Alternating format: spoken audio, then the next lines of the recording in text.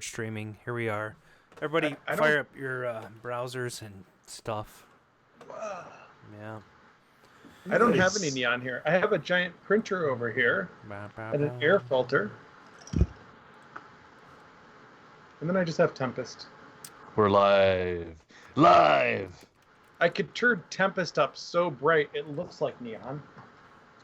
Oh, don't do that. Don't stress the Tempest. No. No. Speaking of new products, Tim. Are we really live? Let's see. Yep, there it is. I see myself twice. That's kind of cool. Oh, no. Now I see Brian twice. What's happening? Oh, that's scary. I think one of them is the active speaker instead of Gar. Oh. That's interesting. Yeah. That must be a separate feed from the thing. He's back. Is everybody getting the live chat going here? Arcade Radio .live. Oh, there's Gar. Yes. Yeah. Yay. Technical difficulties. Please stand by. I'm more of a top guy than a bottom guy. I don't understand. Oh no! Again with this. Yeah, I don't know. You know, Brian has been. I think he needs medication. I have some gummies for you. No. Hey, I took gummies last night. Melatonin gummies. Oh, that's kind of a good idea. Those weren't the kind of gummies he was talking about. Oh. Code words. I see. Thanks, Metropolis. We're doing our best. Metropolis. Welcome to our weekly show, and it's spelled WEA. Yeah. It's our weekly broadcast. Yes. Very. Yeah. Mark, have you played Elevator Action 2? Is that the one that's like you're going through the building and it's got graffiti and then the graphics are pretty high res and stuff? Yeah, it's kind of almost like a Metal Slug version of Elevator Action. I've just seen video of it. I think they put in Japan one that actually is like an elevator that you step into. Well, no, yeah. Oh, yeah. That's cool. Well, Elevator Action. Hey, VR Tim Kretschmann, thanks for joining us for the phenomenal. first time. I'm just welcoming a first-time viewer, guys. That's pretty awesome. Nice, welcome. We're gonna start in like a minute or two. I'm gonna refresh my cocktail. Okay, and we'll talk about that elevator action in Japan or China. What were you saying? Oh, this is what Adam uses when he has to go. Go ahead. This is when he takes his pants off. Right. So the Tato F3 board, the one with Lunar Loonies, yes, also plays Elevator Action 2. So I actually picked up one of the Darksoft multi-boards, and it's a fun game. It's actually a really neat game. I had a lot of fun with it. So is there a dedicated cabinet with that thing? I don't know. I think it was more just showed up on those candy cabinets. Right. Than anything else. But it's that's actually not a cheap board set, Gar, and I know you're not in acquisition mode right now. Garcade's pretty dark behind you.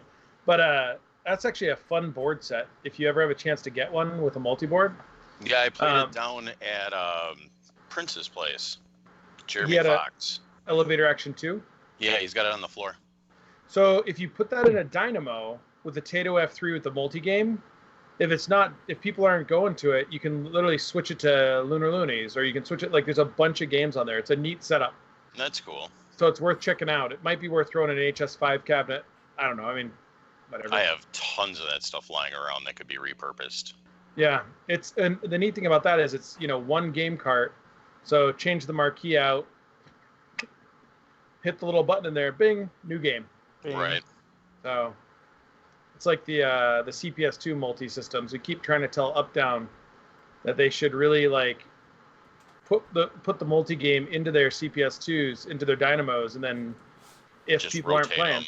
Yeah, because they get so stuck on it's funny because there's a big fighting game community in the cities, and they won't go to Updown because all they have is World Champion, Street Fighter World Edition 2 or whatever.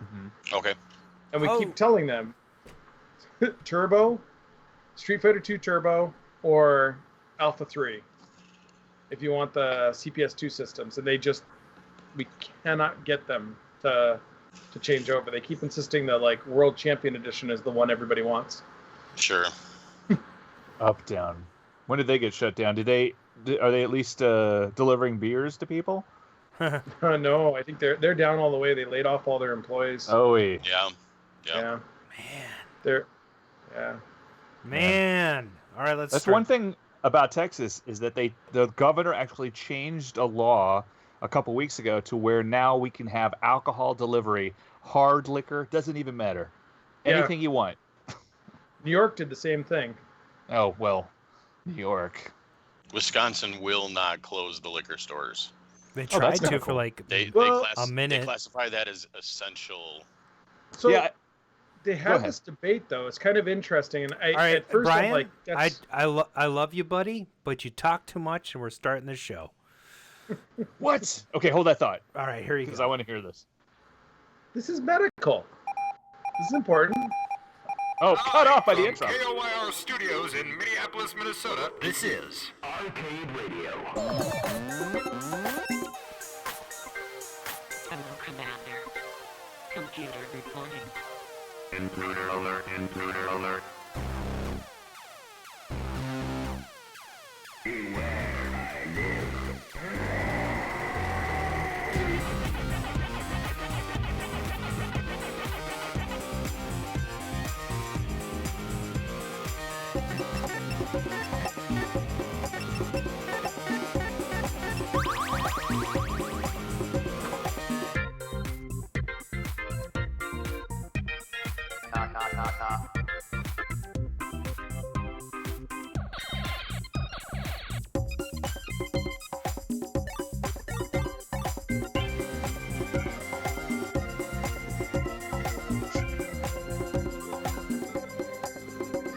A stimulating opponent. Hello and welcome to Season 4, Episode 14 of the Arcade Radio Podcast. Today is Thursday, April 2nd, 2020, and the time is now approximately 7:22 p.m. Central for a second time in a week.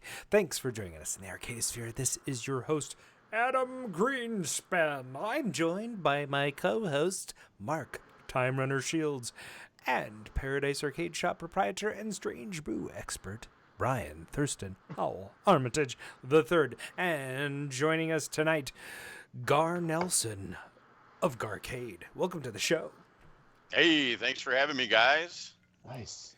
Yeah, what do you got going there? Obviously, the lights are turned off and the games are off, but the air conditioning is running.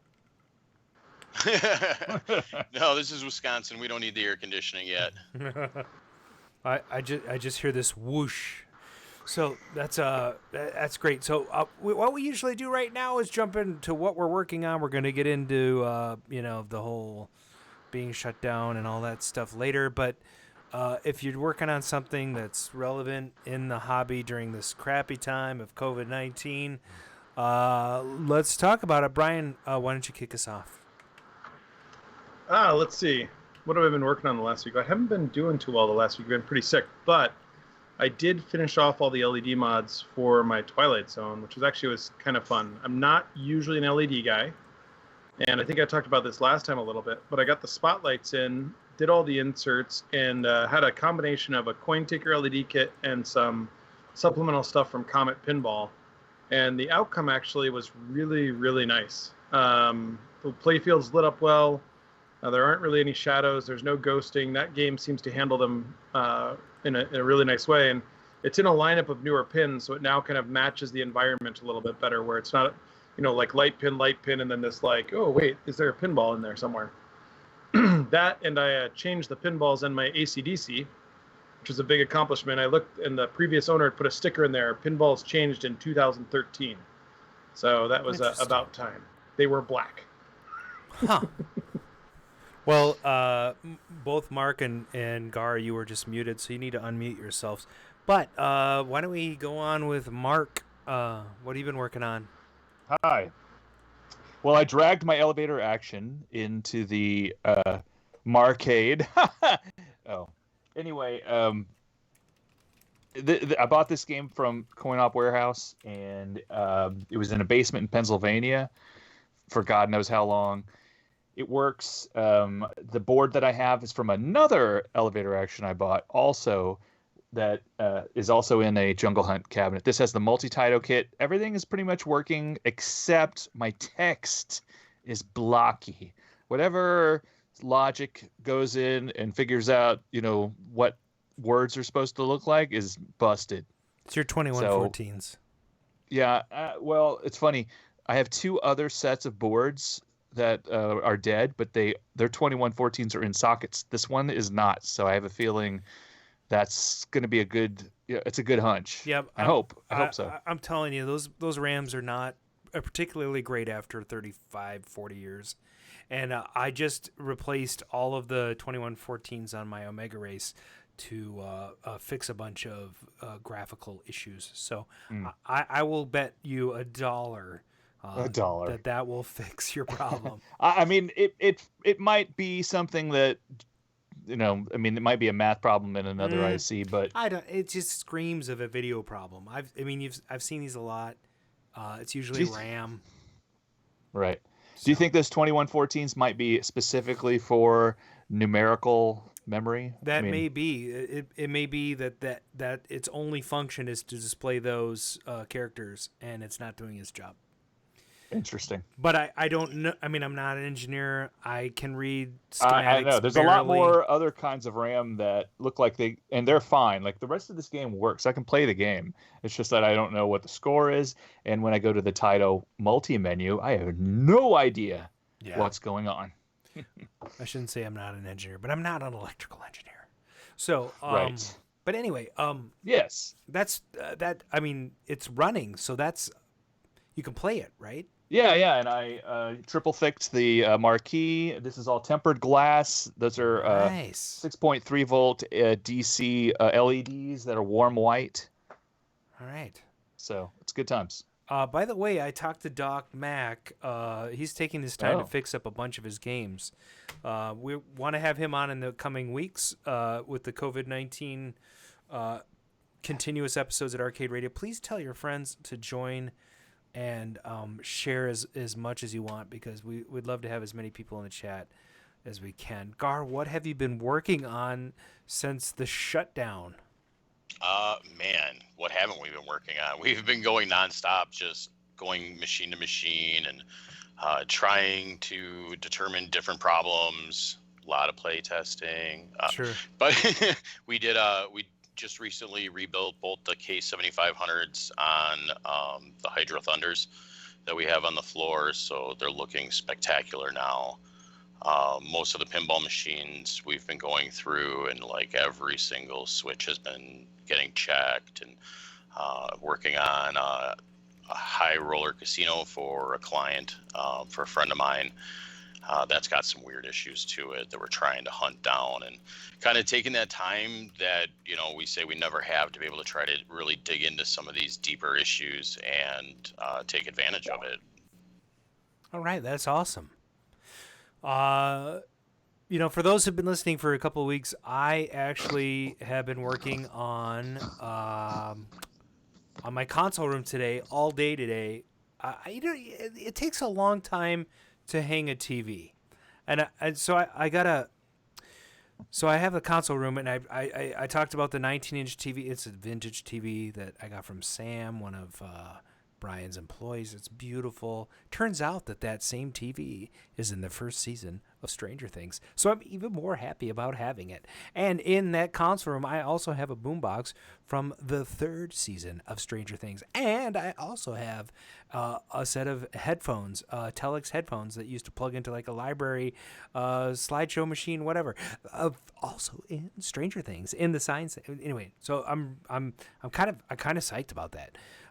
But what was really cool is I got a really good deal on Facebook Marketplace. I got a 46-inch Sony Bravia television, 1080p with wall mount for $80.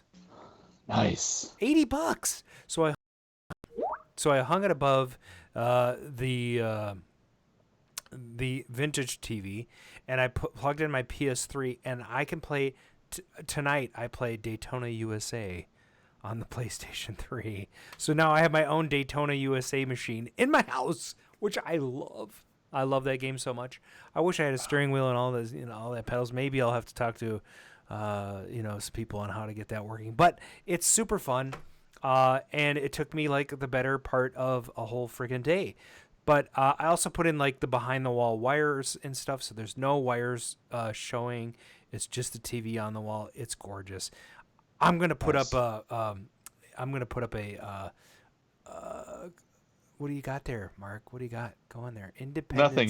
Day I was going to wait till you finish talking. Oh, okay. Well, the I'm Independence done. Day Fun Fair from Stranger Things. Keep going.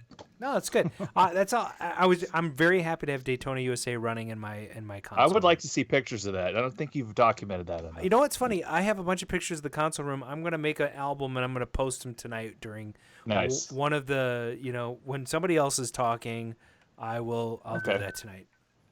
Okay. So that is going to bring us to a news segment we have tonight. Well, wait. Maybe I should do the news Did first. we find out? What's that? We found out what Brian's doing and everything? Yeah, Brian's going to do his thing. I'm going to do my thing, Okay. That's what she said. Okay. Okay, so here we're going to try this tonight. We're going to mix things up, but first things first.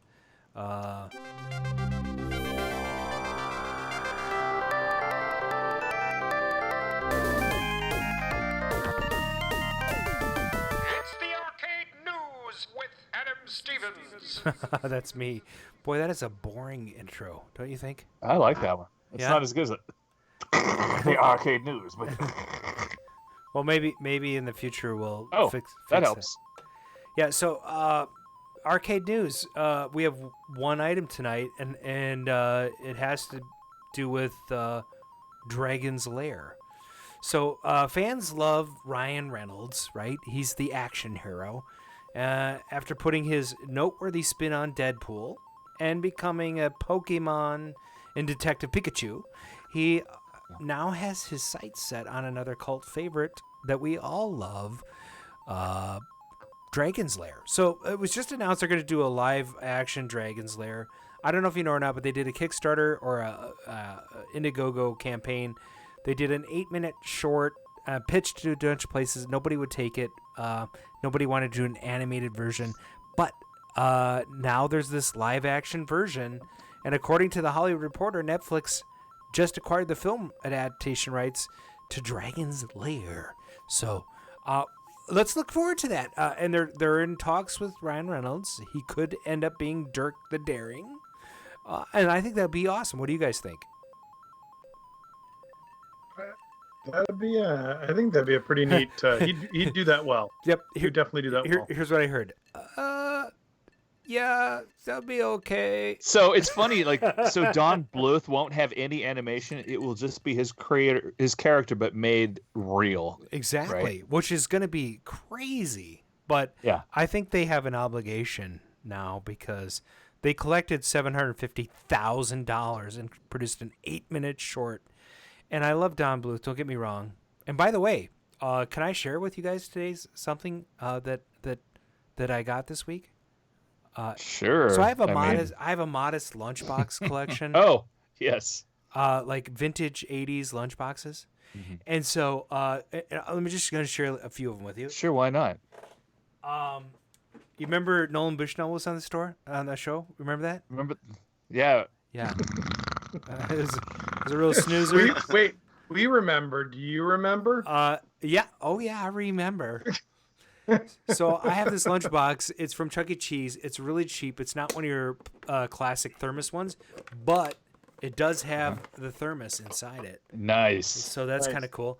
And look, Chucky has his own little lunchbox on the thermos too. And then I also have this vintage Pac-Man tin thermos lunchbox that made by Aladdin, and it's really cool. And it also has the thermos. Wow. So that's kind of cool. Love that. And I also have this Pac-Man lunchbox from the TV show, which is horrible. I got this at MGC 2 years ago. It's an Aladdin. It's plastic, but it's kind of cool because it also has the thermos, which is, that's the coveted thing. You gotta have the whole thing. So, but here's the thing. So recently I was looking, and this is before the announcement about Ryan Reynolds, but I was looking for arcade lunchboxes. You guys, there was not that many lunchboxes made about arcades in the 80s. There's no Do you know there's no Donkey Kong lunchbox? That's sad. That sounds familiar. Shocking. Everybody got weird with me when I brought in lunchbox to high school, so I don't really. So here's the thing. There was a Dragon's Lair lunchbox, and I got one this week. There it is. Nice. Yeah, and it's beautiful. It's clean. No thermos. Inside? Oh, but hey, look, it is that where it's supposed to go? That's where it's supposed to go. But you know what's the funny thing? In case you're really dumb, you don't know where it goes. It's super clean. And which direction? Which end goes up? Yeah. Right. But it's cool because it has all the scenes, and it's, I don't know, man. Lunchboxes were so cool back in the 80s, and and this is like I've wanted this. I actually scored this for $30 shipped. So that's a steal. You won't find it for less than 50 usually. So this is super fun. I hope I can find a thermos someday to marry it up. You didn't tell me it was going to be show and tell. Well, that it's off. I'm not wearing any pants. But hey, Again? Oh man. No, but I'm just saying that was my find of the week. And I'm sorry, I've overrun this, but you know what? We have a new segment on this show, and it's totally dedicated to Brian McLeod. And here we go. Okay. We need a bumper. So first of all, let's do this.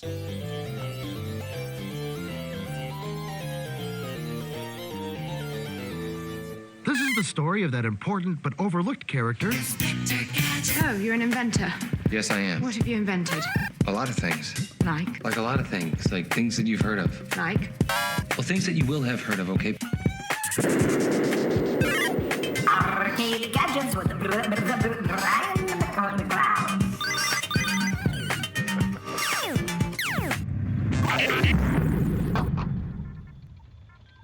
Nice. Welcome to the gadget section. I love this. In answer to Mr. Peabody, yeah, it's all Exterminator now every week. We're just going to do a new Exterminator gadget on every show until we're done with COVID. Good.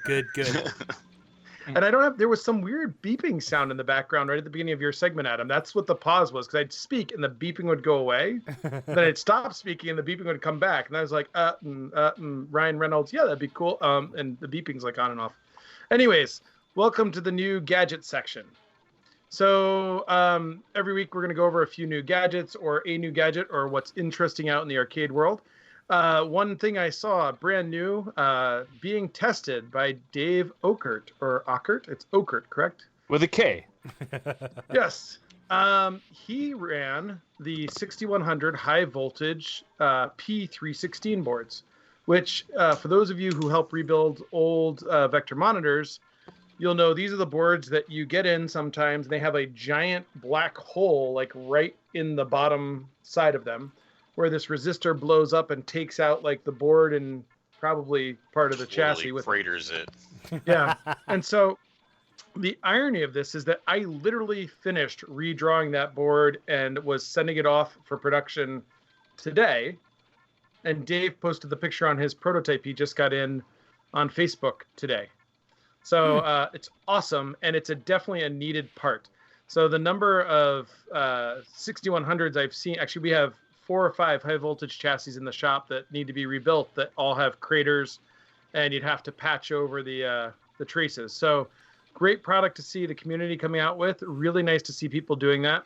The other thing, and this is not, we're not going to get into a one-up promotion. Uh-oh. But I have been saying for years, this is I told you so. I get to do that, right?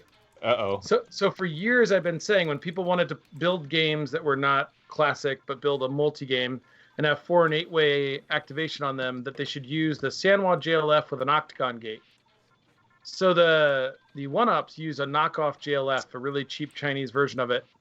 And they just sent out 8-way restrictor plates for their Burger Time cabinets so that people could play 4-way and 8-way games. And it's funny because I saw Zabo posted a picture of them and is like, why did I get these? And I was like, son of a bitch.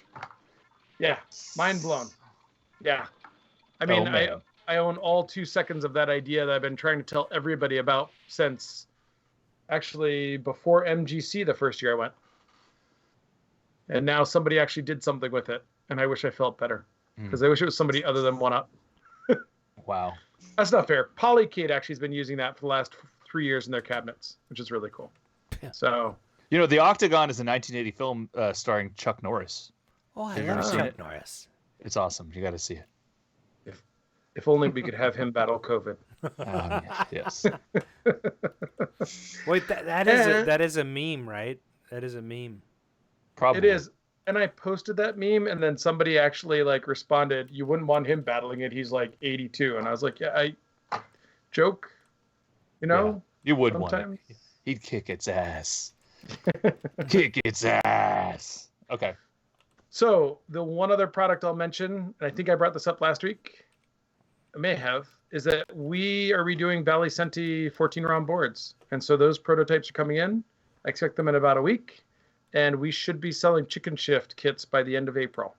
So nice. Marquee, control panel, and 14-round board sets. So I'm pretty excited about that. Should be a lot of fun. Control panels will be fully built except for the volcano buttons. I got they're some. not. I don't have original Senti ones to put on every panel. I'll offer a cheap alternative, but I'm figuring people are going to decide whether they want to do arcade shop, use the stuff they have on the shelf, or just use something as a knockoff. Yeah.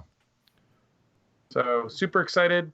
We're going to be doing reverse printed glass for the marquees and metal powder coated panels with direct printing for the control panels. Oh, nice. So it'll be really, really slick kits. Slick. That's about it. Have you guys played Chicken Shift? No, I've never played it. Is it good? Yep. I played it at Prototype a few years ago at CAX. It is good. It's hilarious. I mean, the whole thing. Well, tell us about it. Why is it hilarious? Well, you're trying to save eggs from going down a conveyor belt, and it's just very clever. It's like completely out of the box gameplay. I feel like it didn't really hit very well because it was kind of so far out there. But maybe the end of the gaming industry also sort of hurt it a little bit, right? It's also a very just simple game. I mean, it's 2 buttons, and the buttons just rotate there's like red and blue, right? Basically devices that channel the eggs. And you got a red button and a blue button, and they change the direction of them. So it's not hard to learn, but it gets much harder and harder as the game goes on. Yep. Nobody was marathoning that game though. It was definitely difficult. It's kind of the idea of an endless runner. I mean, like it's kind of that idea of it just gets tougher and tougher. Patrick's saying his favorite game is Stalker, the racer game. I gotta say, my favorite one I will probably never rebuild is Night Stalker. And everybody that comes to my place that plays that calls it distracted driving game. Because you're literally driving the car and shooting aliens as they attack you. Nice. So, hey, Bally Senti, that particular chicken shift, that was never in like the SAC one refrigerator cabinet, was it? It was always the green sided one. I believe it was usually the green-sided one, and the control panels, if I remember correctly, are different with the refrigerator one versus the green-sided one. Okay. So you would have needed a different kit. The one that I'd love to get my hands on, but I know I never will, is the 4-player hat trick. Oh, yeah. Team hat trick. That game just looks awesome. That looks like a lot of fun. And I shouldn't say that, because every time I say that, stuff seems to crawl out of the woodwork, and somebody writes me, "Hey, I have one in my deal that's going to get you in trouble." Yeah, your wife's going to leave you. What? I need another 4-player cocktail to put in my garage. Oh, God. Oh no. Patrick Kiernan in the chat says Night Stalker as a concept was a predecessor to Lucky and Wild. It didn't get the recognition it deserved, though possibly due to the confusing concept. It is pretty confusing. It is one of those games, though, that so one of the neat things about having people over and having all the games, we have a bunch of parties, is you watch what people play. And I think you can talk about this more later, Gar, but like when you have a free play environment, people will go to Donkey Kong and things like that, but they also get hooked on some weird games. Like it's kind of every now and then they like gravitate in the direction of stuff. You're like, that surprises me. Yeah. And the one at my place that's always been surprising is the Night Stalker. Like it seems like when we have a party, everybody's going, hey, check this out. The other one is Cocktail, which isn't surprising, is Cocktail Warlords. Nobody's played it. You know what but people aren't playing at your arcade is Exterminator. That's. I cannot get anybody off that game. It's like all night. It's like a line all the way out the door and down the hall. You know what? All night, it's like a lie that you keep repeating. Oh, that's hilarious. Mark, this is Adam's extreme jealousy of my Exterminator cabinet. Did you know you have a segment, Mark? I do.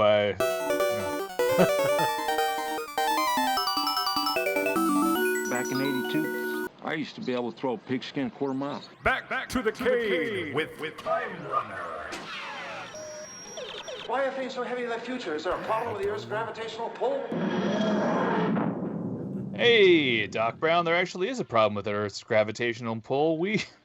We're going back in time to April 2nd, 1982. Remember then? What were you doing back in 1982, Garth? Oh, man, playing a lot of Atari 2600. Nice. Yeah, me too. Well, shit. I mean, shoot. Yeah. Sorry. We were doing so good, and then I just had... Oh, now we're PG. Dang it. So Frozen's PG, too, so it's all right. Hey, let's talk about what's going on at the arcade back in 1982. That sounds good. Yeah? Yeah. Chicago. Oh, so I guess this means right at the moment that I'm talking about this, Adam is Chicago News Center 5's Barry Burnson. He did a 3-part report on the new video game craze sweeping the nation. Yeah. Back in '82. I skipped the first one because it's kind of boring. Should we play this So one? we're gonna jump straight to the second one. He interviews people. And has footage from Williams Bally Atari. Now, so let's. This is like a let's just 20-minute video. this. So how much do we need to play? No. The second segment isn't that long. Okay, here we go. Playing these games. Yes. And we'll meet the Chicago alderman who wants to ban video games for everybody under the age of 18. Oh no! Barry Burnson, News Center 5. Move over Space Invaders, we found some new games. If you are a fan, we don't have to tell you that video games are taking this country by storm. Keeping thousands of kids as well as adults glued to their flashing screens. But there are some people who are worried that the games could be having a negative effect on the players. Barry Burnson joins us now for part 2 of High Tech Wreck. And you talk about some of those negative effects. And the this people guy has the worst That's hair. True. In fact, some of the things that doctors are starting to see are Space Invaders elbow, Defender wrist, and Pac-Man pinky. These are really coming into medical offices as the video game wave continues to build. We call them the side effects of high-tech wreck. Oh my God, high-tech wreck.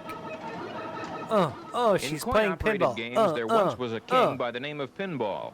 But now 60 to 75% of the industry is video games. Yesterday's pinball wizards are today's captains of video. Mother's Pinball at the corner of Route 14 and 83 in northwest suburban Mount Prospect. A lot of kids drop a lot of quarters in here. But despite the name of the place, Mother's Pinball, the current score is pinball machines 6, video games 45. Yeah. George Macy is an average teenager who spends a lot of time here at Mother's, but Mount not much Prospect. money. He is so skillful at playing the game Defender that he can make a single quarter last for an hour or more by earning additional plays or attack waves. One day last month, at age 14, George racked up 1,774,125 points. No one else has ever come close, at least in the known universe. Well, when you're playing the game, you always get the green men down at the bottom so that they don't pick up your men and turn Oh my into God, mutants, he doesn't 'cause have when that anything happens, on Ben You Gold. give up the game because when you lose your world, there's no way of getting out of it. The planet can blow up. Yeah, the planet can blow up and you go into space. But Hey. these game videos a lot more. Probably the funnest thing is designing one. That's what I like to do the most. There Right, are he those designs who say them? the impact of video games isn't all good. We know the guy who Dr. wrote that. Sherry Turkle, a sociologist at... Okay, he says, but it's not all good, and they had it on a black kid. That's racist. What? Well, we can't even see that. Why did you even bring that up? Because I'm watching the video. It's just terrible. We're not. PG-13. Oh my god. This video is gonna go on for like 8 minutes. So no. I was going to talk about their medical conditions in a minute. It was hilarious. All right, I'll play some more. But you have to interject. The people are not going to want to listen to this crap. We need to bring it up and stream it. Okay, here we go. MIT says these games emphasize power, aggression, macho, and manipulation. Well, that guy has hairy arms. With 2 Chicago psychologists. Holy crap! One of the things that 3 makes defenders. people upset is that kids hang around and are obviously having a good time, and I think that people always get nervous when that's happening. So the guy is a porn I think that star. some of the dangers are overstated. But if there's any danger in these games, it seems to me it's that breaking up of the social contacts. That's such a loner sort of activity. Oh my God! If there seems to be any danger, it's me and my porn stash seeking out young boys at the arcade. Yes. Okay. What are you doing there, boy? Well, besides the feeling of competence, I think there's also an added benefit of exposure to the video screen and getting prepared for the advent of the computer age. Oh my God, she's hot. I kind of like her.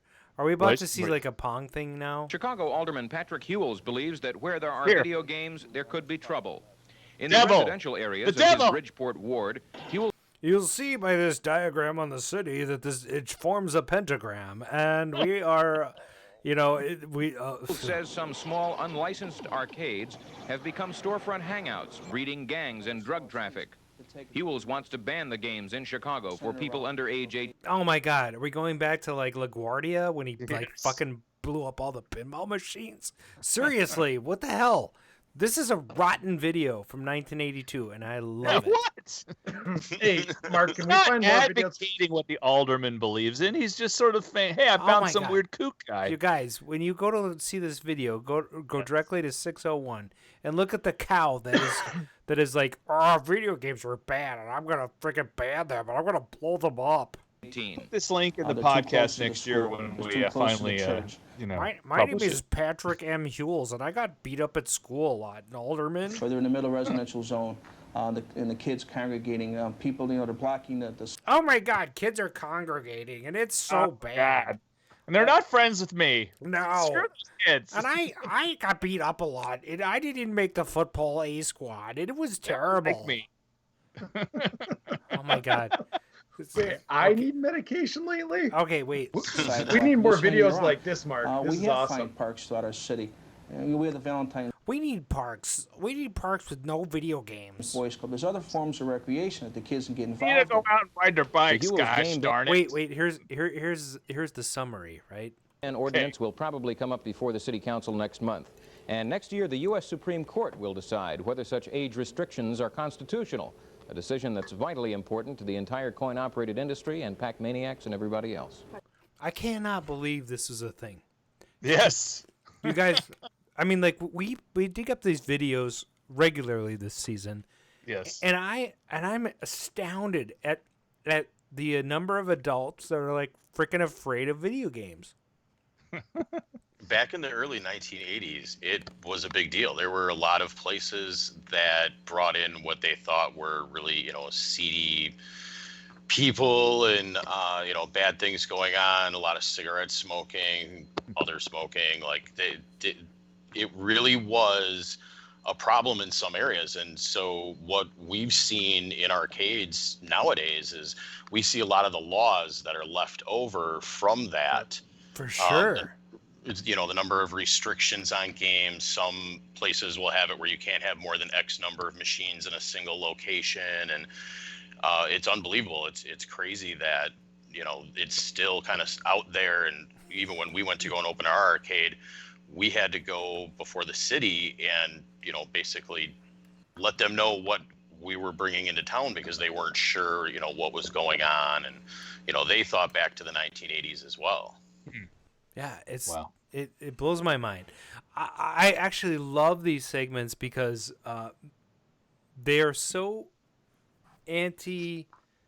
They're never like gung ho, like this is awesome. Right. I mean, they're just like, oh, the youth are gonna take over.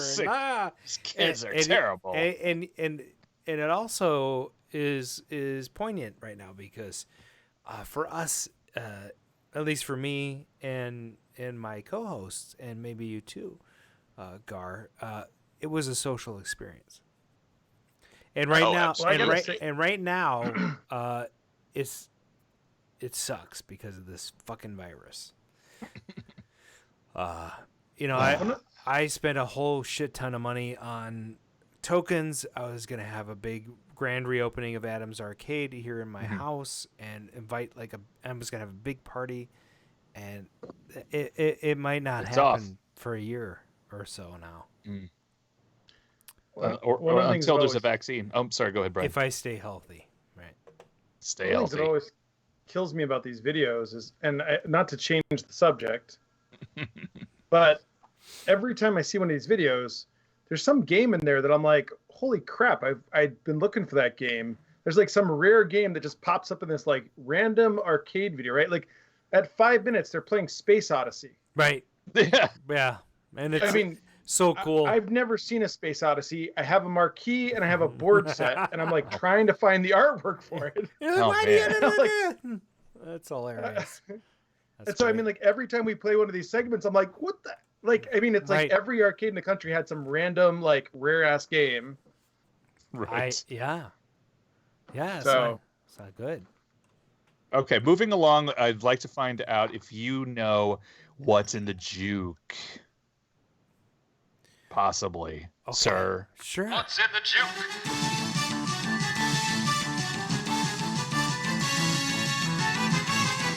All right. I love this music. It's so circus-like. Remember circuses?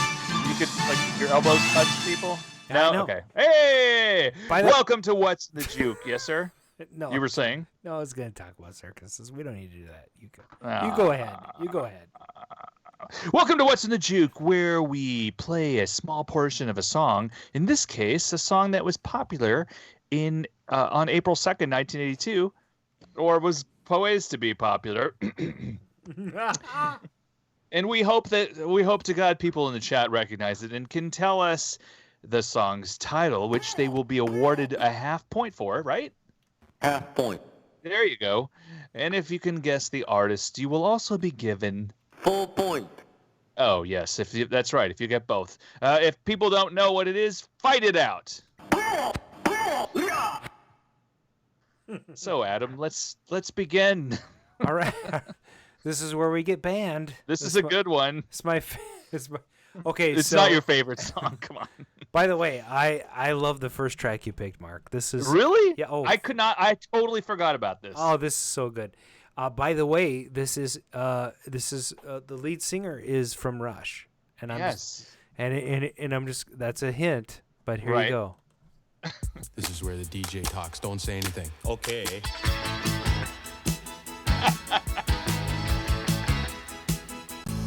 Beauty, eh? Yeah, I like that.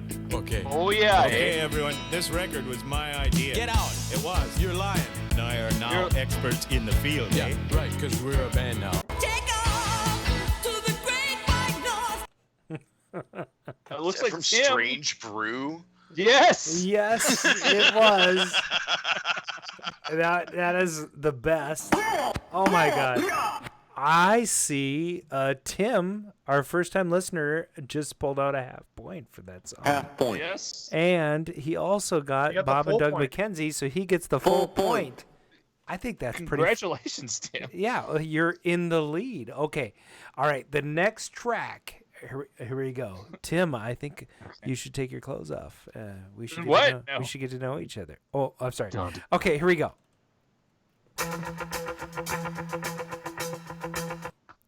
Is that was enough? Weird.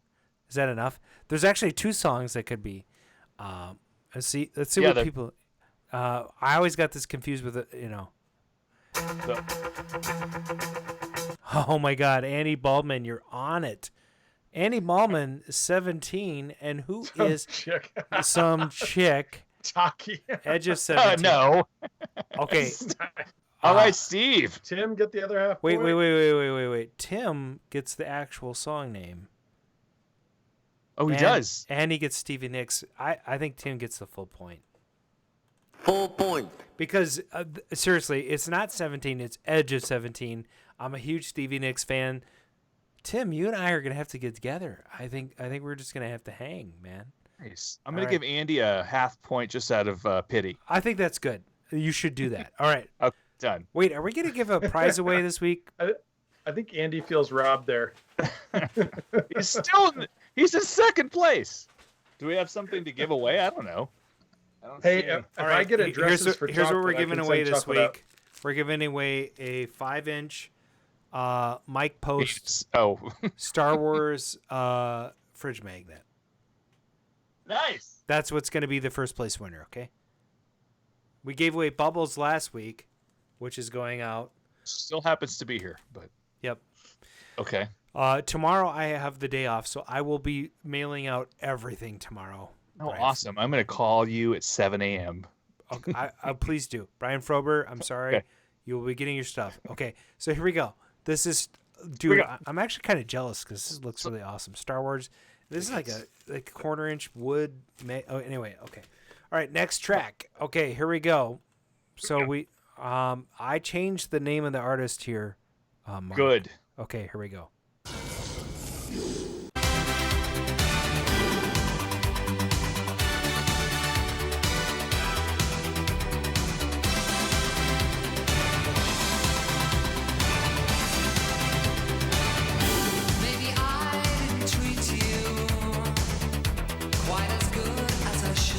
I also fast forwarded 4 years, but that is so awesome. Always on my mind, Steve Taki. Oh my God, Pet Shop Boys. Boom, boom, boom. Mike Page, you are on it with a half point.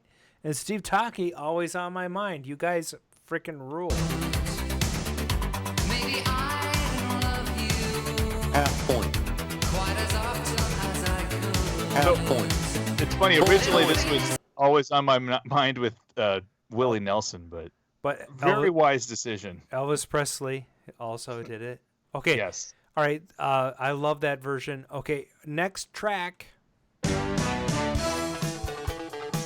That's all I'm doing. Jump in my Ferrari. I'll do it again. I mean, seriously. I extended my mustache today just for this song, actually. I gotta say, if you get, I'm gonna say, if you get the artist of this song, I will give you a full point for the artist. That'll be crazy. Looks like Andy Baldwin got the fact that it's the theme from Magnum PI first. That's great. Okay, Yes. That's awesome. We love that. Half point. Half point for that. Mike Post, Tim Crutchman, you freaking rule. I mean, Wow. He gets a full point for that. Tim is in like a clear first place position with 2.5 points. Tim, it might be our new, Kelsey Relford. Our new Kelsey replacement. Okay, next track. Here we go. All right, that's it. That's all you get. But I mean, it's all you need, really.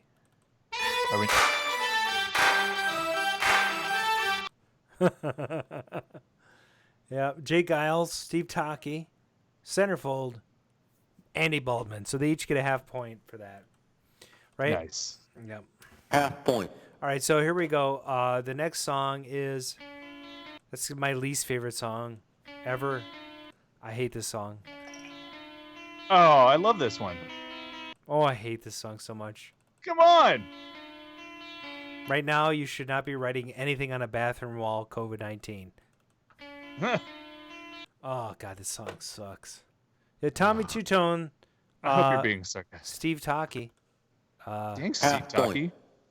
Yeah. Tied for second now, Steve Taki, with Andy Baldwin. And who got the song? It's Jenny. I think we have to give it to Tim. Page. Tim Kretschmann. Yeah. Half point. Tim Kretschmann gets a half point for Jenny. Okay. Okay, and all right, here we go. Did it? What? Oh, go. What is Let's happening? go to the next one.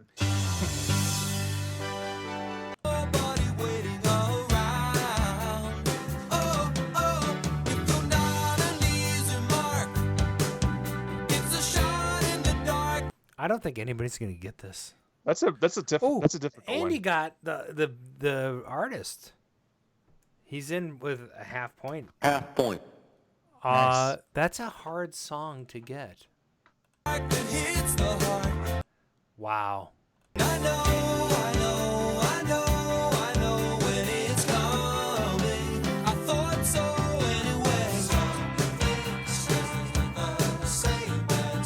It's not like their other songs for sure. No, and it's not a hit. No. I mean, they did make it into the top 40. Yeah, like number 40, and then it Probably. fell off. I think it was in the 30s.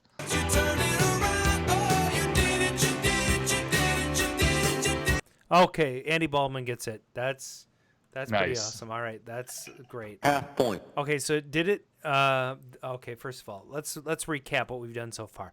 Yes. Take Off by Bob and Doug McKenzie, Edge of 17 by Stevie Nicks, Always on My Mind by Pet Shop Boys, Magnum P.I. By Mike Post, Centerfold by Jay Giles Band, 867-5309, or Jenny by Tommy Two Tone, and Did It in a Minute by Hall & Oates. Okay, the next song coming up here, your next clue is...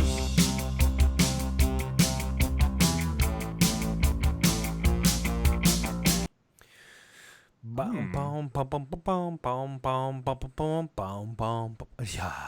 You know what? All night. We should make like Cars. Steve Taki gets the Cars, and Shake It Up is Tim. So that's a half point for the two of those guys. That's pretty freaking awesome. Half point. Impressive. All right. Shake It Up by the Cars. And the next track you are about to hear is... I love that track so much. Yes. Oh, this band, I saw them in the reunion tour. Oh. Wait, I saw them too. Fifth Row, man. Were you there? Fifth Row. When they came to Minnesota? Oh, yeah, Minneapolis, man. Yeah, it was so you were in the room with me. I was. We were holding hands. Not really. And we have The Police by Steve Take. Yes. And the song is... Oh, yeah. Mike Page gets it. Mike Page gets the song. So nice. Mike Page pulling up. Half point. So before we get to our last song, by the way, Tim and Andy are tied in first place with 3 points each. Steve Take, only 2.5. He's a half point behind, and Mike Page with a full point in third place. Here's the thing. I added a song. Yes. So we have the next song, and then I added a song in honor of... Oh, you did? Yes. Nice. And it's not from 1982, but it has that vibe, and it's okay. I like it. It has to do with this whole COVID crap, but we're gonna get to that yes. after this track, which Right. which is and we're gonna give a full 2 points for the next track. Okay. Okay. So this one is normal. Half point for the artist, half point for the song. Okay. I think that's about all we need, right? That's pretty awesome. I don't often hear that intro. I gotta tell you, this is like probably one of the best intros of a song ever. That is Tim? Foreigner Tim. Tim is on the board with another half point. Yes. Mike Page gets the other point. They each get a half point for that. Half point. I'm very impressed. I'm very Me impressed. too. Play a man. little bit. Okay, here we go. Yes.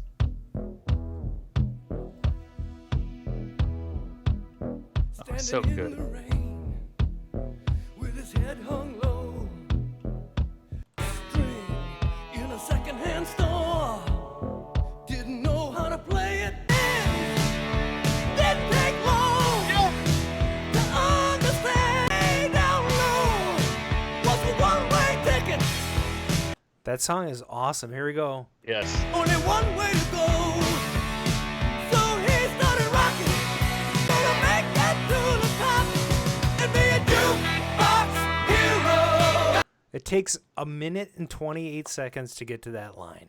No way. That's a long time. It is a long time. Okay, this next song is worth 2 points. It's 1 2 point points for each. the artist, 1 point for the song. This is it's sort of a 80s vibe. It definitely is an 80s vibe. I'm playing it in honor of someone who passed away because of COVID. And here we go.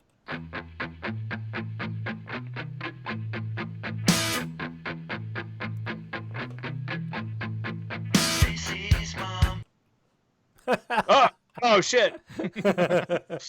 I think it just gave away the name of the song. Mr. Peabody gets a point. And who is the Mr. Peabody? Who gets the artist? Come on, guys. You can do this. Andy Baldwin, Fountains of Wayne. You guys each get a full point for that.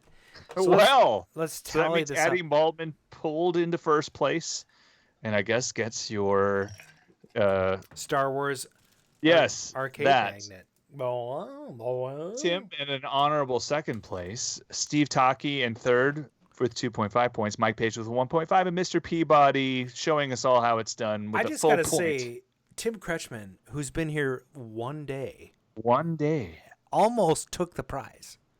Right. I think he almost deserves an introductory prize. All right. What are we gonna do? I'm gonna choose a grab bag. Here we go. Grab bag prize for Tim Kretschmann. Okay. Tim, email me your email address, your info at Adam@Arcade Radio. You are gonna get this Crazy Climber 5-inch arcade magnet. Oh my God! Nice. It's pretty sweet. That is nice. Yeah, it's beautiful, and it's by Tato and Mike Page made all these. They're fantastic. So if you send me your info, you get that for playing tonight, and it's the booby prize, right? It's a booby prize. We like boobies. We like boobies. Prizes.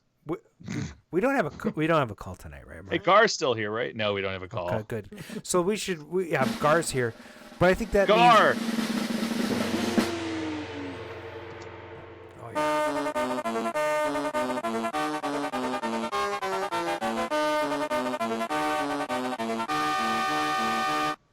Oh, welcome to the show.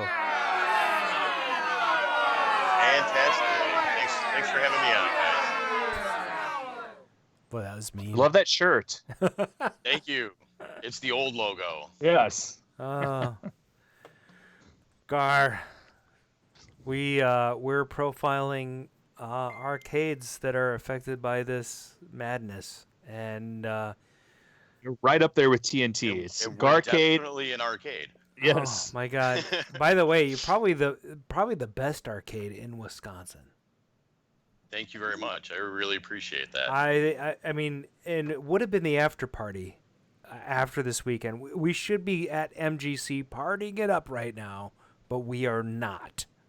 No. Oh, and I'm so crushed. I was actually like 3 weeks into my prep when everybody got shut down, and so I had games that I was just aching to bring out, show off. Tell us about those games. We went through. We've got a really, really nice group of games that we recently added color DMDs to. And so we were going to bring those out, really showcase them. We've got some really nice examples, one of which was a Star Trek Next Generation that we picked up at MGC last year. Put in all 3 brand new ramps, shopped it out totally top to bottom. The LED job's beautiful. It's just a stunning machine.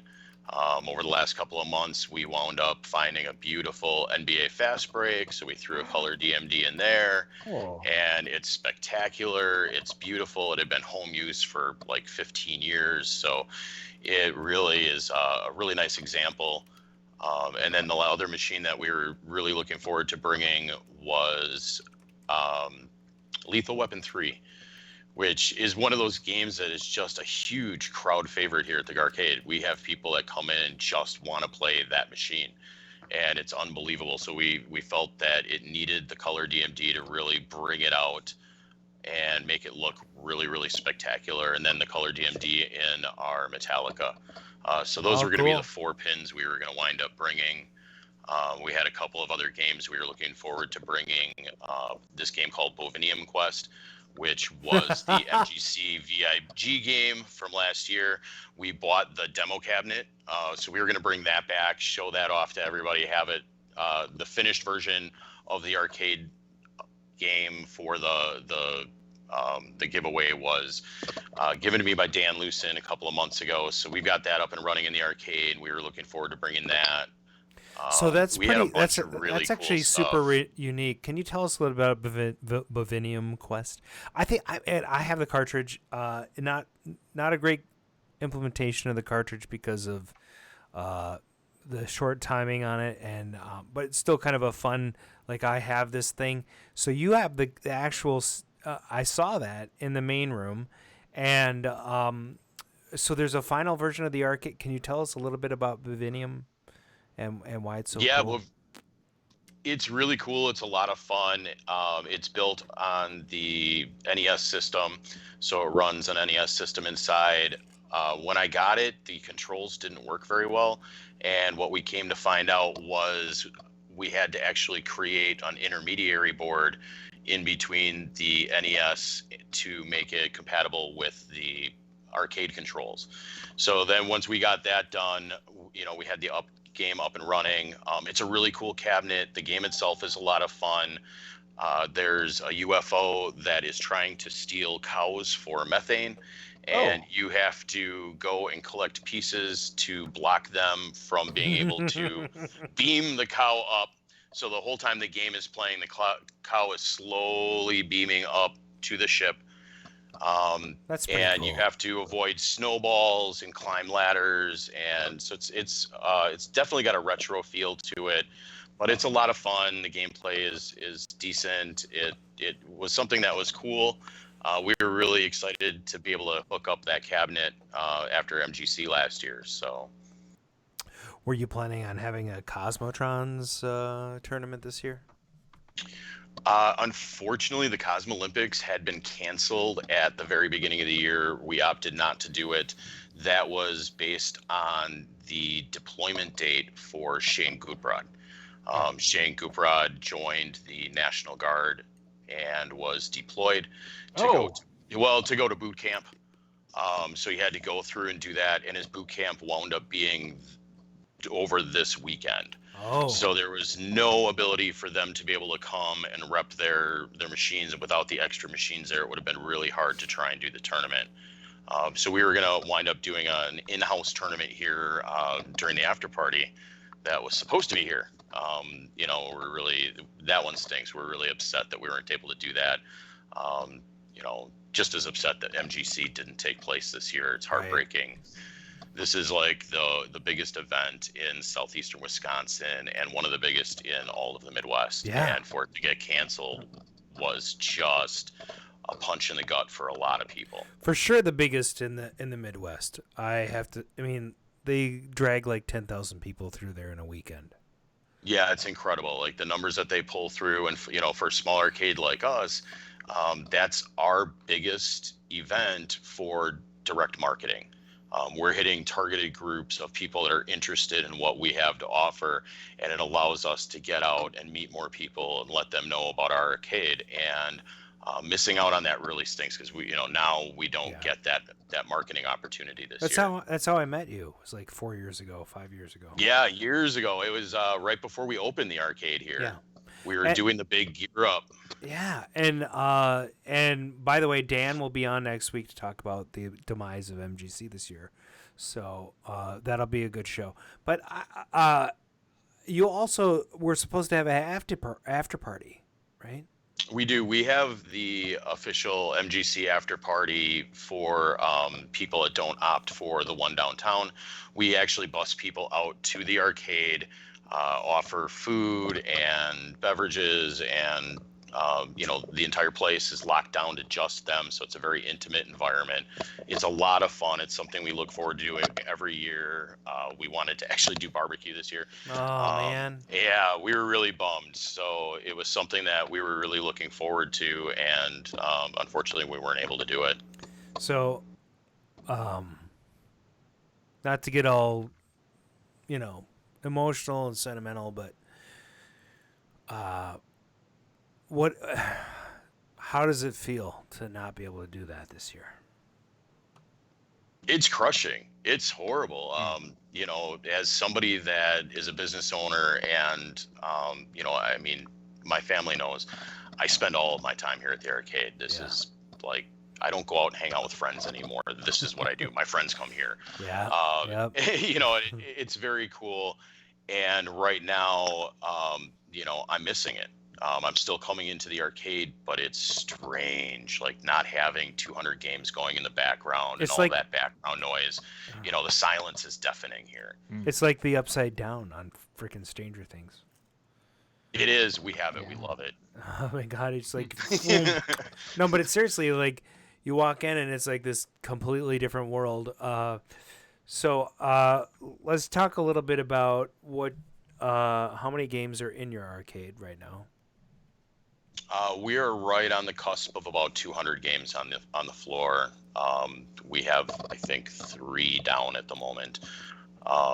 But everything else is functional and playable, and we pour a lot of heart and soul into what we do. We love it. We do arcade games, pinball machines. We have foosball, dance machines, 2 air hockey tables, 2 8-foot competition tables.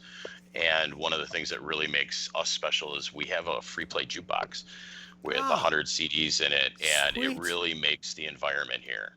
Sweet. What kind of songs do you get to hear in there?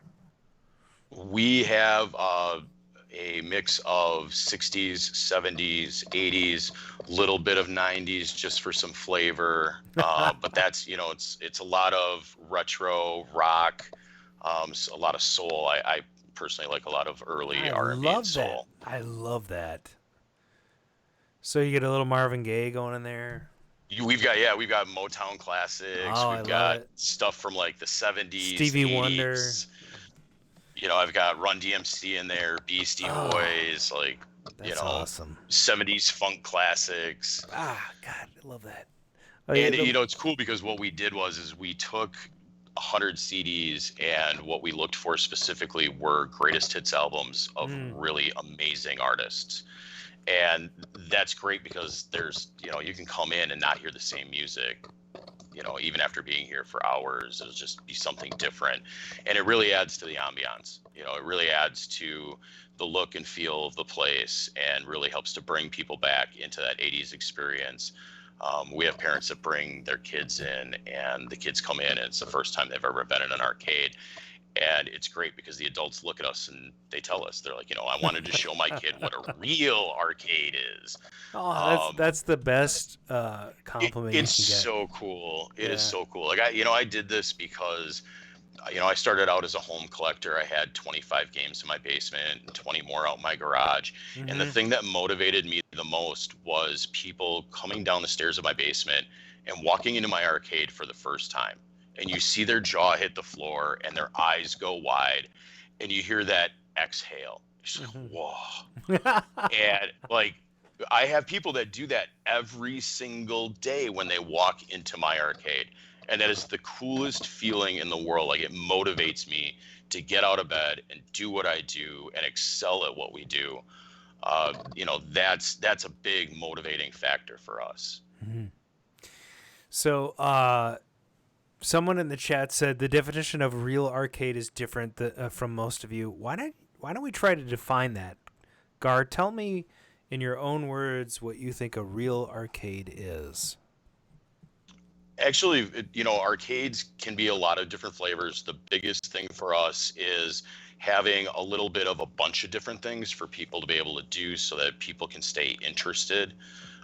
That's a big part of it. But for us, it's rooted in the stand-up upright arcade games, the full-size pinball machines. Yeah. Those are the anchors of, what an arcade is for us. And then it becomes the other peripherals that go along with that makes your arcade stand out from other people's arcades. So like when we first opened, nobody else had air hockey tables in their arcades like Dave. I don't know why it was a big deal that a lot of the commercial arcades were like, we're staying away from them. We don't want to do that. We don't want to be those people. Why? And they're loud.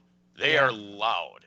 And, the thing is, when you walk into my business, we have all of our attract modes going. We have all of the sound from the people and the music on top of it. So it's very, very loud in here. So we don't hear those air hockey tables as much as everybody else, and they're way back in the back corner. Sure. So it's cool. It's different. The jukebox is another one that makes us stand out from other people.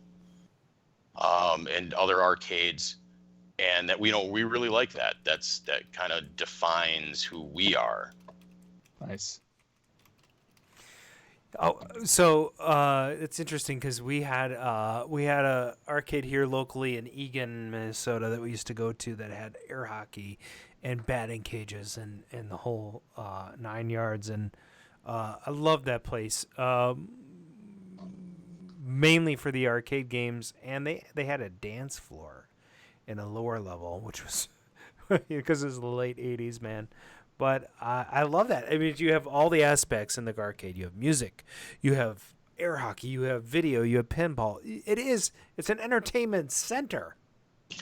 Well, and I think that's where a lot of the questioning comes in is, at what point do you go from being an arcade that has the arcade games and the pinball machines and eventually morph into a family entertainment center, which is when you have... You guys got me? Am I cutting in and out? We got Sound you. Great. Yep. Oh, okay. Sorry.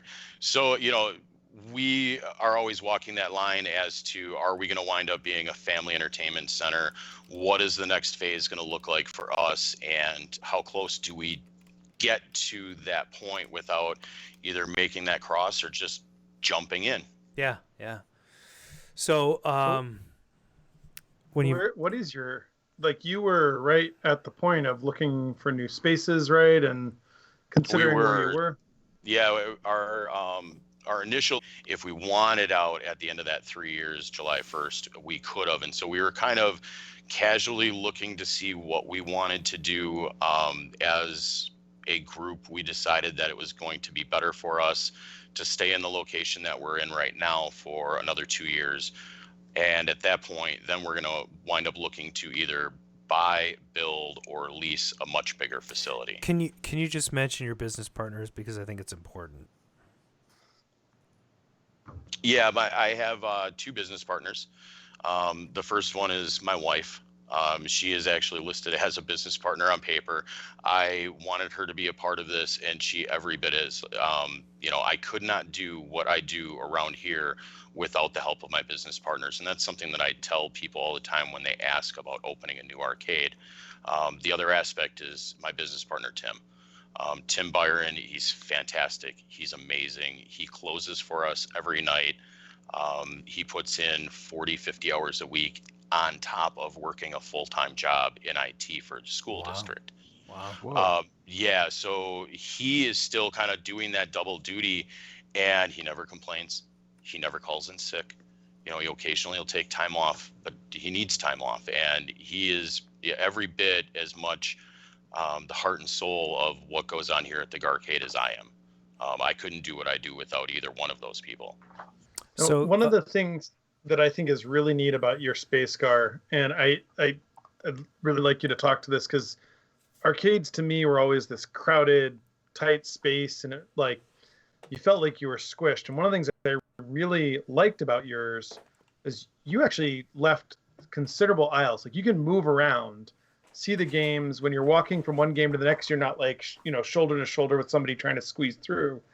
And it didn't take away the feel. It still felt like an arcade, but I didn't feel like I was up somebody's armpit to go from one game to the next. How did you decide to what made you decide to leave that room and give some space? I mean, that's not like Galloping Ghost doesn't do. A lot of the other arcades around don't do that. Right. We felt like that was going to be one of those things that really set us apart from a lot of other arcades.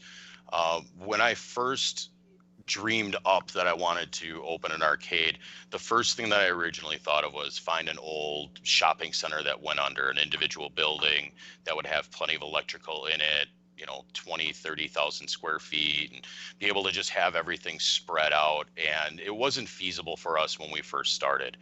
And so one of the things that we looked for primarily when we were trying to find a space was something that would allow us to do an open concept, something that would allow us to kind of just put everything how we wanted to, and then we could run the electrical after the fact once we got the layout that we really liked. And while we were going through and doing all of the layouts, we were trying to figure how many machines could we fit in. We're like, oh, with the space, we could fit maybe 300 machines. And, as time has wore on, one of the things that we felt was a place that had 0 stairs, that was going to be first floor accessible. We wanted to make sure that our rows were wide enough where you could play on both sides and still get a wheelchair through the center. All of our bathrooms are compliant with ADA. We focus on making the gaming experience accessible for everybody.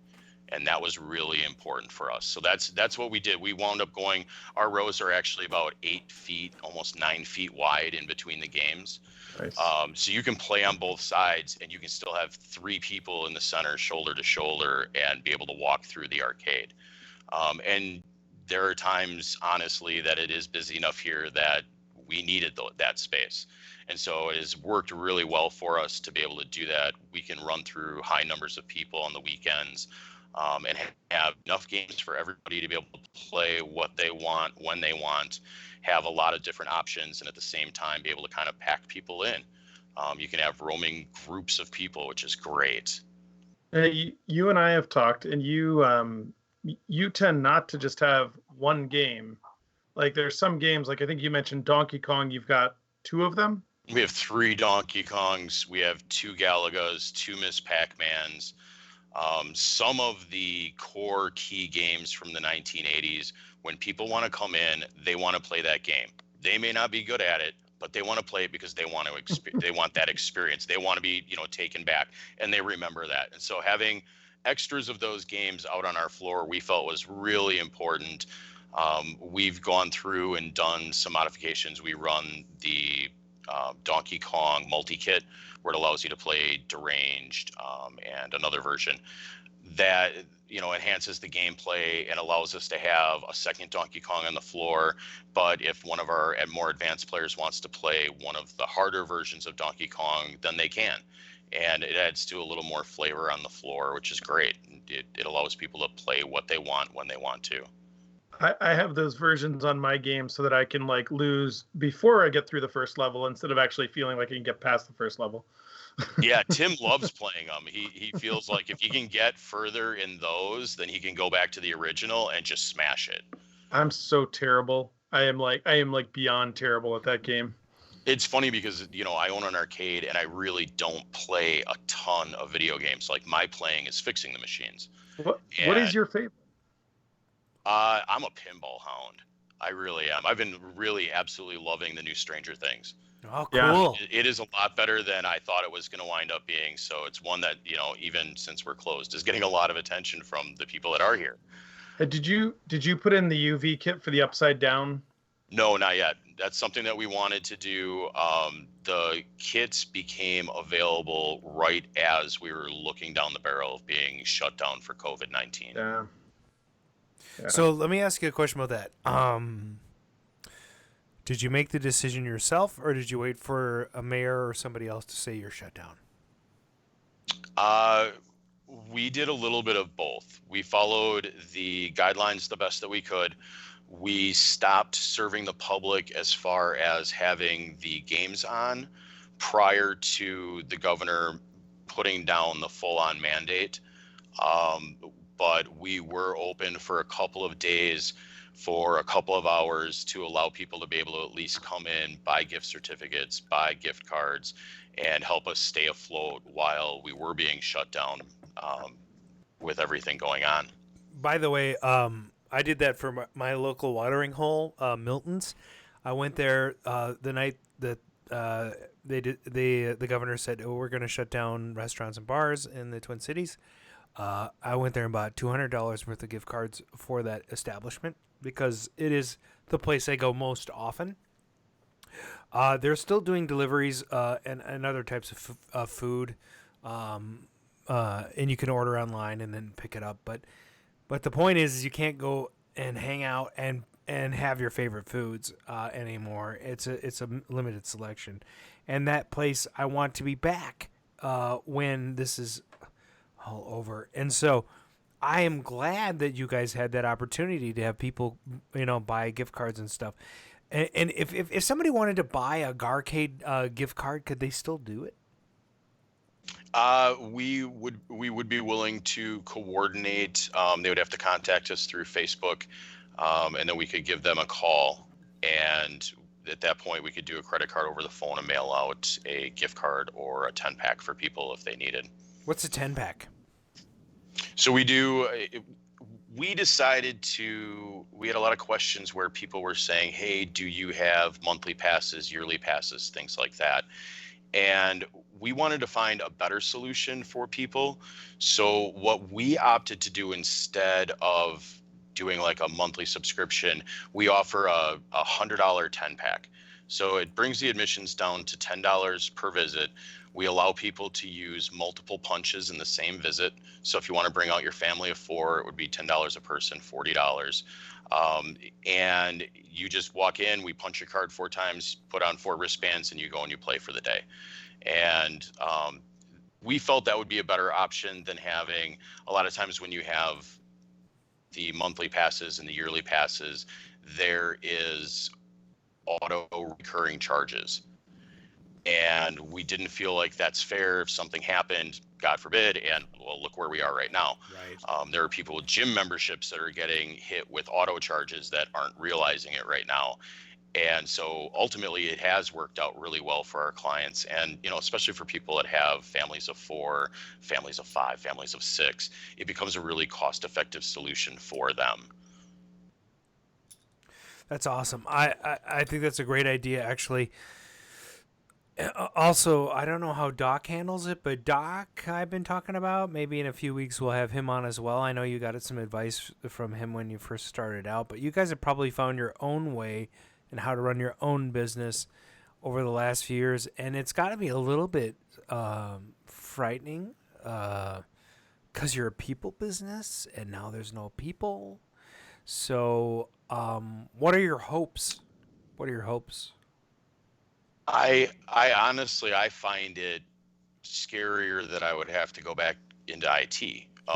That's, for me, like, gosh, no, please, I don't want to have to do a real job anymore. I like what I do. We're not going anywhere.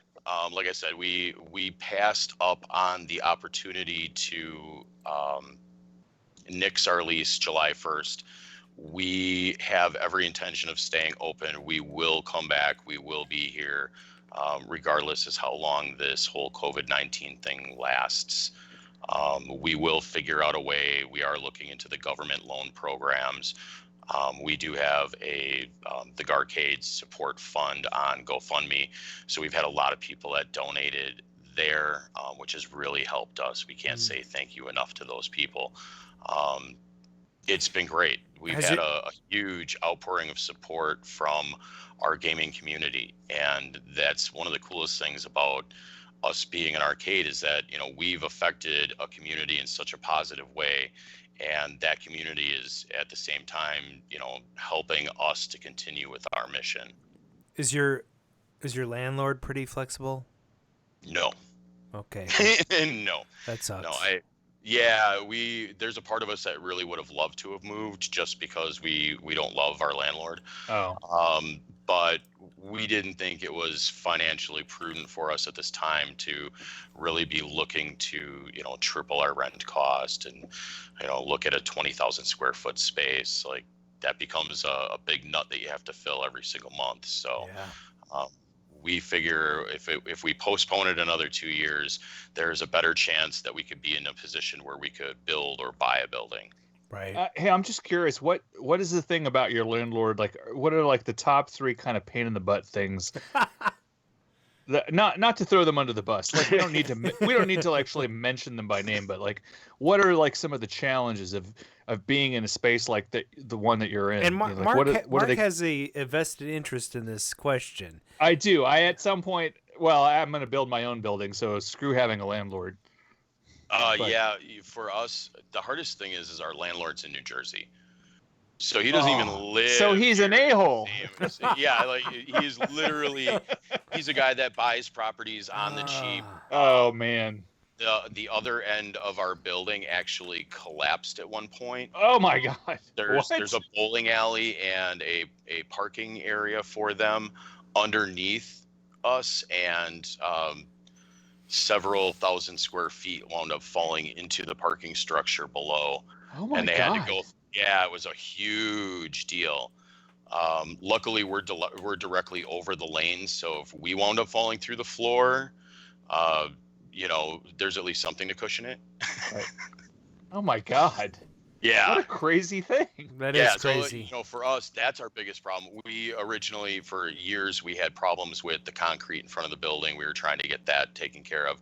Eventually, the landlord did bend on that. They did get it fixed for us, so it's much safer for people coming in and out of the building. That was our biggest concern. We, over the last couple of months, this whole COVID thing has been really hard for us. We, because we've kind of gotten to a point where we have our floor filled, there's at this point not a ton of games that we're really looking to acquire unless it's something really special or something we've been looking for a really long time. So we've been trying to find other ways to put money back into the business. And for us to, like, right before this whole thing happened, we dropped like $750 on brand new stools so that people could sit and play at the games. And, we spent like $1,000 getting the windows redone because they had cracked over time. They were old windows. And so we wanted to, continue to invest in the space that we were in because we knew we were going to be here for another 2 years. And so it was a lot of money going out. And then all of a sudden it was, wink, no one gets to see it. Like, oh man.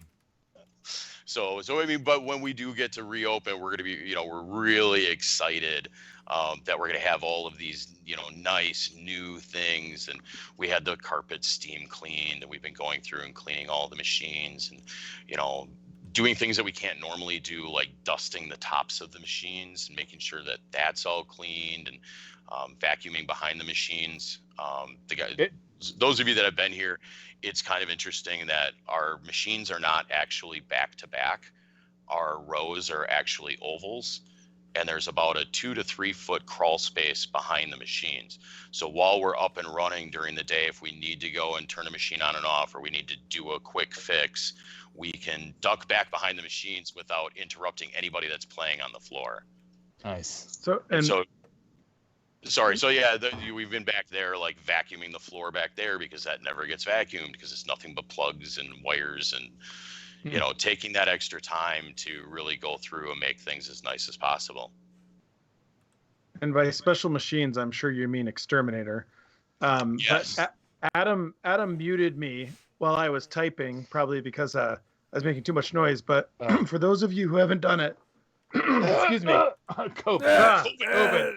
I was typing because I got out my wallet and made a donation to the GoFundMe for Garcade. That's awesome. For those of you who haven't been there, so much. Go do that. Where's it at? Help support the arcades. It's the Garcade support fund on GoFundMe. I'll put it in the chat. I'm telling you, you do not get the opportunity to go into a building with about 200 arcades. There are very few places on this planet that you can do that, and where there's a classic presence, right? So, like, you're talking everything from the mid-'70s to the early 90s, pinball and air hockey all at the Garcade, plus Cosmotrons and a bunch of other freaking awesome games. So, the GoFundMe, guys, go check it out. Give them $1. Give them $1, whatever you can. Yeah, honestly, anything helps. We appreciate it, whether it's $1, whether it's $10, $15, like anything helps. Anything that we can raise at this point is basically just going to help us to pay bills, to be able to pay our employees while we're shut down, make sure that nobody really loses their quality of life while this is all going on, and make sure that the building is safe and secure and ready to go for when we can reopen. Done. I put in $25. Boom. Thank you so much. Awesome. Looks like Brian did as well. Boom. Yeah, and it's cool. One thing I really want to make sure that I stress is to kind of give you guys an idea, and I know a lot of the listeners may not necessarily know this, but we have other arcades here in Wisconsin, and some of those arcades have actually donated to our support fund. Nerd Haven Arcade, is a new arcade that's opening in Madison. They were a huge donor. We really appreciated that. Titletown Arcade made a donation. We've got other businesses in the area that have been helping out. Pop's Custard is this great custard place right up the road. They got phenomenal burgers. I tell people all the time, like, go there. And it was really cool. They made a donation to the support fund and left a note saying, hey, thanks for sending business our way. We really appreciate it. We hope you guys get through this. And that's, really carried with us. I hope everybody is changing some habits nowadays with everything going on with COVID-19. My family, we like to go out to eat. I won't lie. We haven't been able to do that. And about a week ago, we were deciding where we were going to wind up getting food from, because we since this whole thing has gone on, we were like, nope, we need to cook at home. We need to save money. We got to, prepare for the worst and just kind of get used to being like this. And my wife and daughter, they both really wanted Olive Garden really, really bad, really bad. And yeah, so we were going to wind up getting some Olive Garden, and I was discussing it with my wife, and I said, you know what? Wouldn't it be better for us to go to a local place called The Brick that we absolutely love? They're a couple miles from our house, and they're a family-owned establishment. Mm-hmm. And to get our food from there rather than a huge organization like Olive Garden, who's probably part of the whole government corporate bailouts, is putting our money where it's going to do the most good. And so we're making different sacrifices. We're making sure that we're going to a lot of the smaller restaurants when we are going out, and trying to support them as much as possible, because all these small businesses are in it together. Like, it is going to be hard for everybody. And so to try to, come together and do what we can to help everybody out, it's just, great. Nice. Yeah. I mean, it's such a different world right now. Very. Crazy. It is. But it's, good and bad can come of it. This is, there's enough bad stuff going on. We need to focus on the good stuff. I mean, I spent my entire day today seriously working on my yard. Like, I went and I did my spring cleaning, which never happens. This is probably the first time in 3 years I've done it. But it needed to get done. I had the time. I was like, you know what? I'm going to take a couple hours to myself. I'm going to do this. And so I'm like super sore, but it was great. Like, it was cool. My kids are finding out that you don't have to live on a computer or in front of a TV or in front of a phone all the time. You can, they've been taking my dogs for walks, and we've been trying to do stuff as a family, because these are like the only people I'm supposed to be hanging out with right now. So, right. So it's neat. We're spending more time together, and, that's a big takeaway from this is enjoy this time, because, there's a good chance 2-3 weeks from now, we're all back to working 1 million hours and life is super busy and everything's back to normal. And, you got to do what you can do. Take this time and use it wisely. Yeah. It's crazy. Yeah. Yeah, it's crazy. It is crazy. Crazy, man. Crazy. The repercussions we're going to see in the timeline for this, it's just because once things start moving again, people are going to have to get used to going out. And then there's this whole idea of a lot of people are losing the money that they would take and go out with. And so I think the effects of this we're going to see for quite some time. I think your point of focusing on the things that you can do, focusing on the positives, is really important right now, because the more we do that, the better prepared we're going to be later, because those things will be done. Oh, you know what? A friend of mine mentioned this. This is something that I thought was really important. It really resonated with me, is he absolutely hated the whole term social distancing. This is no, honestly, this is not a time for us to social distance. We need to physical distance.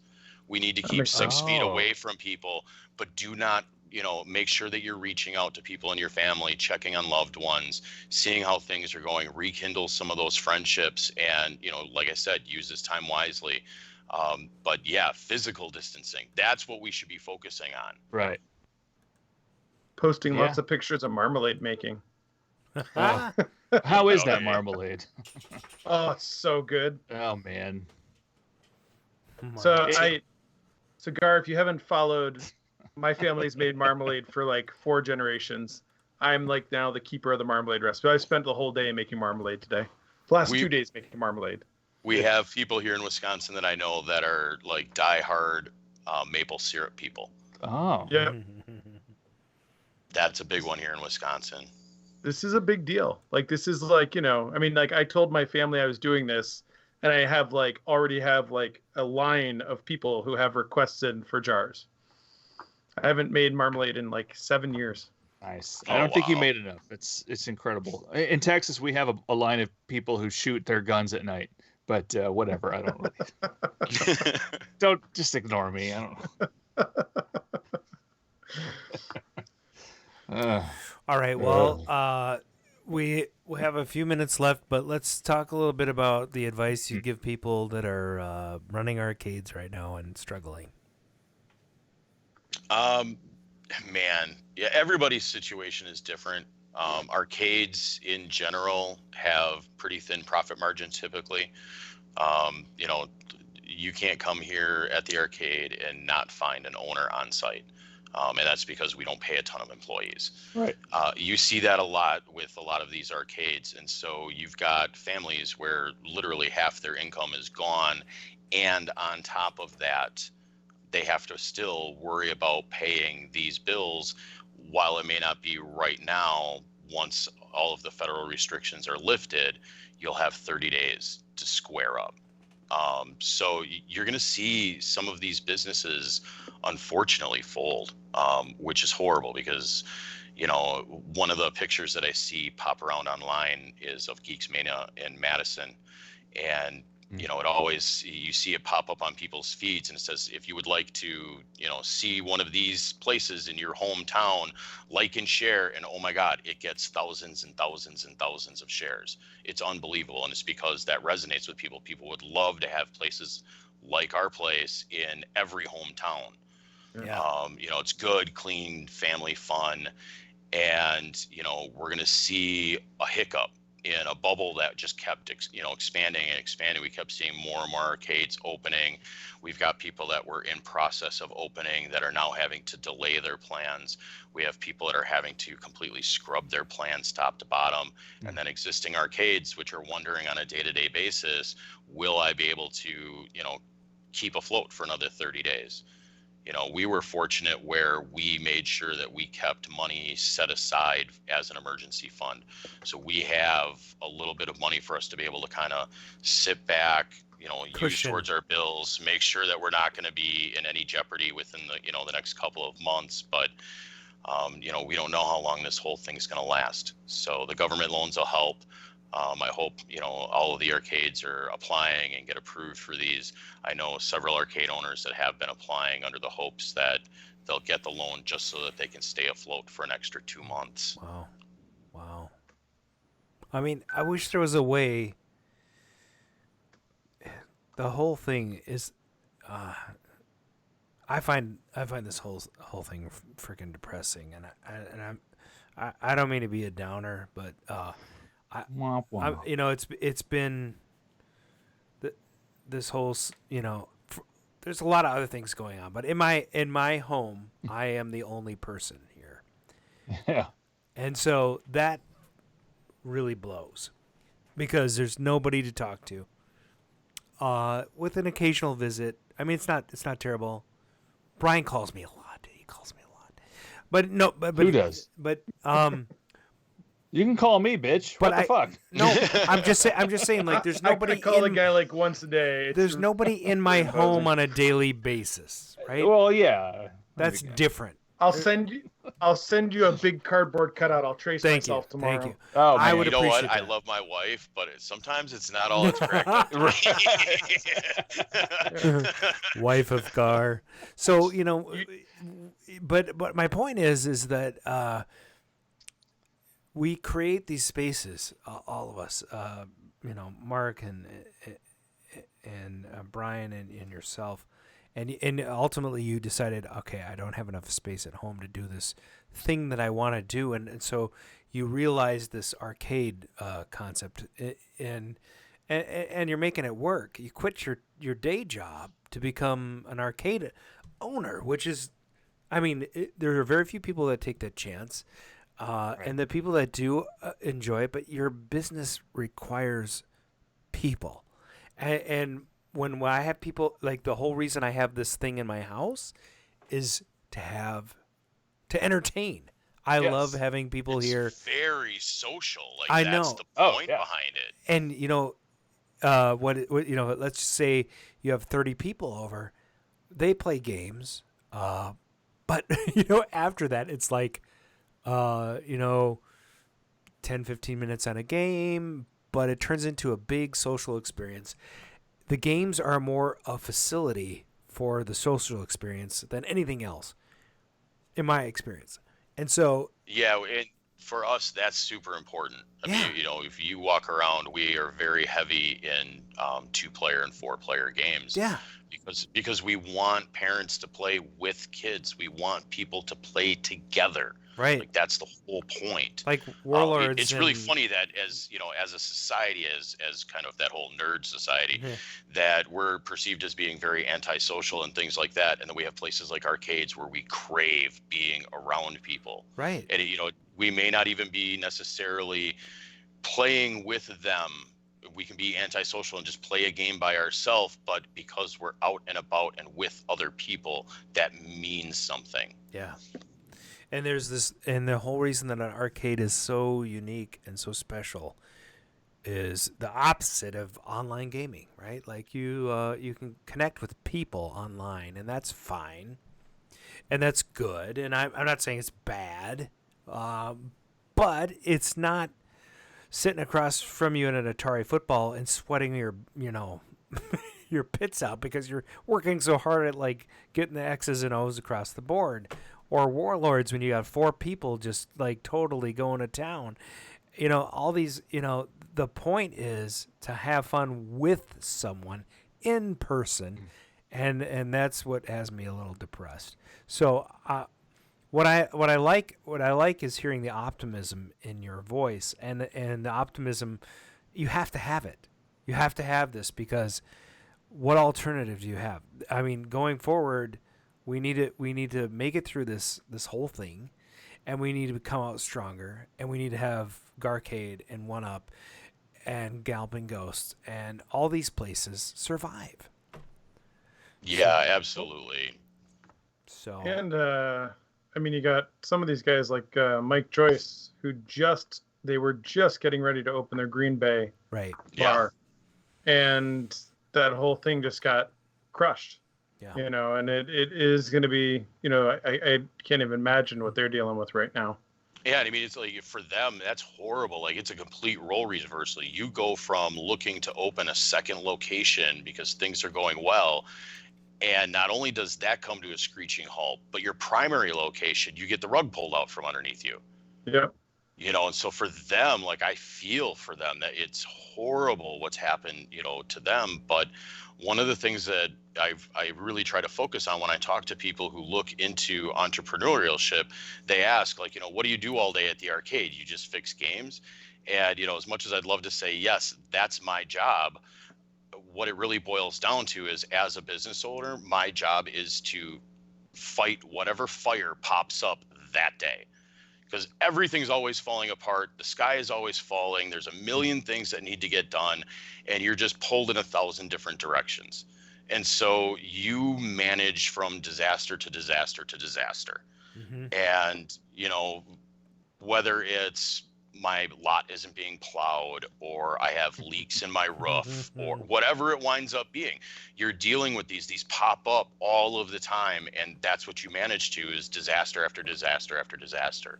And if you're a really good, smart business person, you realize that. And when we get to weird disasters like what we're dealing with right now, it's less of a shock. Mm-hmm. And it becomes more of okay, fine, how do I manage to this? Because for us, when we were looking at looking at the shutdowns, not actually, having them in place, it was what do we want to do? How are we going to handle this? And we were already having talks of what if this goes 2-3 months? What are we going to do? And so, that open dialogue between myself and my business partners really helped to kind of calm all 3 of us and say, okay, what is our plan of action? And while that plan is, morphed and changed, it started out as us, okay, fine, none of the games are on, the doors open, we'll sell gift cards and, the 10 packs until we can, right. Until we can't, or until, as long as we can, to just try to keep things afloat and just keep adding little bit by little bit to the overall total. And so, managing to all of the various emergencies that pop up, like if you ever want to open a business, that is going to be 100% of what you do. Yeah. Yep. All right. Well, we're out of time, but I want to say thanks for being on the show. We're going to want you to stay with us after the outro so we can give you the official goodbye.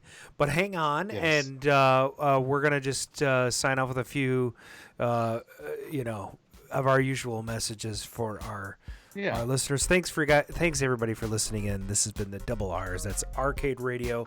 And I really appreciate being here during these weeks of duress, if you will. I'm stuck. There we go. Listen to us at Facebook Arcade Radio. Check out our semi-regularly updated blog at arcaderadio.com. That's RCADERADIO.com. And you can call and leave comments, even though nobody does. What the hell? Hey, you guys call right after the show, so we'll play your stuff. We will. Call us on the game line 612, which is Minneapolis. Yep. 548 GAME. GAME. What? GAME 4263 in case you can't spell. Boom.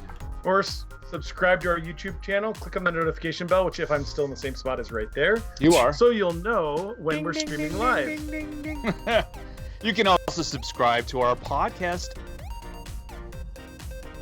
What happened? I heard an echo that sounded like Adam. Was that me? No, it's you.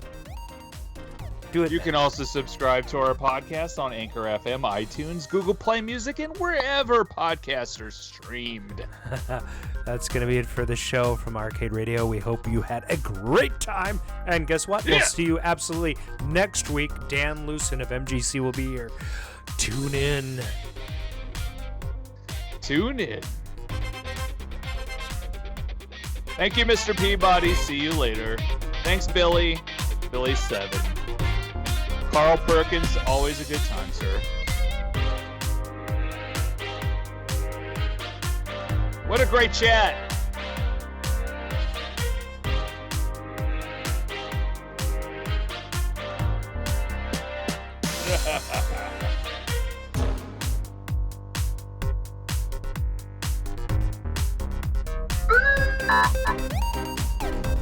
Oh, keep it going, Brian.